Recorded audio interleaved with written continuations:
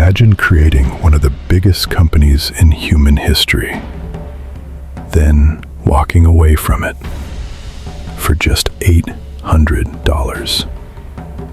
Today, Apple is worth trillions of dollars.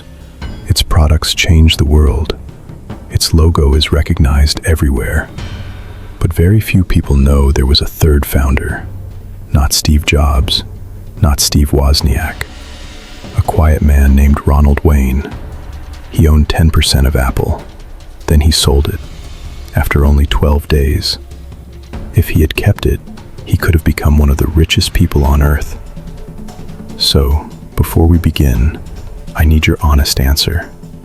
If you owned 10% of Apple, and someone offered you $800 to walk away, would you take the money or risk everything? Comment your answer below. And if you enjoy true stories like this, leave a like so I know to make more. Now, let's begin. Ronald Wayne was born in 1934 in the United States. Unlike Jobs and Wozniak, he was older, more experienced, and more cautious. He loved engineering and business ideas. Wayne spent years working with machines, technical systems, and product development. He also tried starting businesses before. Some failed. That failure taught him something powerful. Business is risky. Debt is dangerous. Dreams can destroy you if you are not careful. This mindset would later change his life forever. In the 1970s, Ronald Wayne worked at Atari. There, he met a young, intense employee named Steve Jobs. Jobs was energetic, persuasive, and obsessed with success. Wayne was calm, practical, and experienced. Jobs respected him. Wayne often acted like a mentor. Meanwhile, Jobs was also close to another genius, Steve Wozniak. Wozniak was a brilliant engineer who loved building electronics.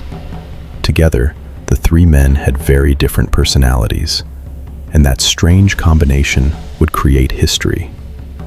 In 1976, Jobs and Wozniak wanted to sell a computer, a personal computer. At the time, computers were huge, expensive, and meant for companies or universities. But they believed regular people would want computers too. It sounded crazy. Ronald Wayne helped them formalize the company. He even wrote the original partnership agreement. He designed Apple's first logo, and he became the third co-founder of Apple. Ownership was divided, 45% to Steve Jobs, 45% to Steve Wozniak, and 10% to Ronald Wayne. Apple had officially begun, but success was still far away. Jobs was aggressive. He wanted to move fast, take risks, borrow money, make deals. Ronald Wayne had seen what happens when businesses fail, and there was a serious problem. As a partnership, if Apple went into debt, Wayne could be personally responsible. Jobs and Wozniak were young. Wayne was older and had assets to lose. He feared creditors. He feared lawsuits. He feared financial disaster. While Jobs saw opportunity, Wayne saw danger. And both men were right. Only 12 days after Apple was founded, Ronald Wayne made his choice. He left. He sold back his 10% share for around $800. Later, he received a bit more to fully forfeit claims. At that moment, it seemed reasonable. Apple was just a tiny startup. No guarantee of success. No famous products. No global future. Just three men with a dream. Wayne believed he was protecting himself. He had no idea what was coming. Soon after Wayne left, Apple began growing. The Apple I attracted attention. Then came the Apple II.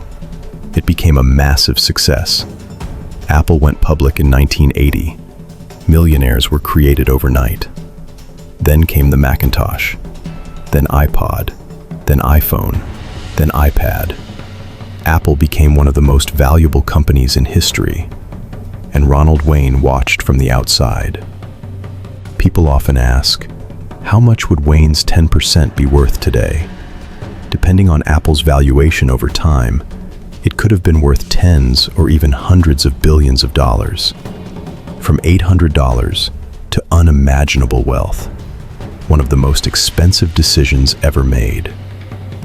Interestingly, Ronald Wayne has often spoken calmly about the decision. He said staying might have made him the richest man in the cemetery, meaning the stress may have destroyed him. He knew his personality. He was not Jobs. He was not built for chaos, pressure, and endless risk. Many people judge him by money, but he judged life differently. Peace, security, stability. Maybe he lost billions, but maybe he saved himself. History remembers the winners. But sometimes, the most fascinating stories belong to the people who left. Ronald Wayne helped create Apple. Then he walked away. Some call it the worst financial decision ever. Others call it understandable, because no one can see the future. And every great opportunity hides great risk. So tell me, what would you have done in his place? And if you enjoy stories like this about money, power, and life-changing decisions, subscribe now, because the next story might be even crazier.